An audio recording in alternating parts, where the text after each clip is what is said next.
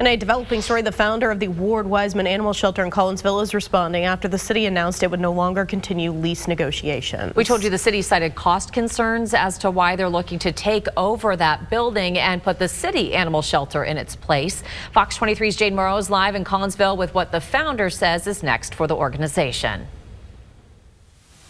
Well, founder Susan Babbitt tells me after this, they'll have to start over from scratch. I'm exhausted. For like 6-7 weeks now, I've done nothing but think about this and work with it and try to figure it out. The Ward-Wiseman Animal Haven in Collinsville has 62 days left until their January 1st deadline to clear the shelter. Founder Susan Babbitt told me she's tried everything to negotiate with the city, but she said it was no surprise when the city said they no longer wanted to negotiate. We had very nice conversations. I wouldn't have been surprised if they'd have given us another chance to talk to them, but I wasn't surprised either that they didn't. They're just moving on. So we're moving on. Babbitt told me the city of Collinsville told her that they didn't want to renew the lease because it was costing them too much money. But on October 7th at the council meeting, they said it was because they were receiving threats from the community. Now she's looking for any piece of land in Collinsville where she can rebuild Ward-Wiseman.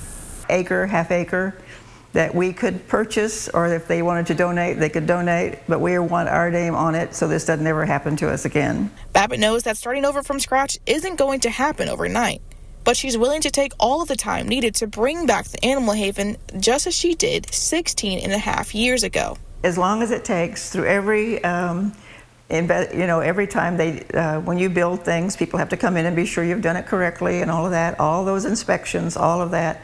We're ready to go through all of that again. Babbitt says it's hard to accept the fact that Ward-Wiseman won't be where it is now next year, but it's relieving to have some sort of idea for what's next. It's kind of nice to know where we are and what we're going to do and move on, because it can be very stressful. Babbitt thanks the city for having her back throughout the journey in hopes that they'll continue to support her in the near future. And live in Collinsville, covering News That Matters, I'm Jade Morrow, Fox 23 News. The city said previously that if Ward-Wiseman needs help finding homes for any of its animals, that the city would step in to help.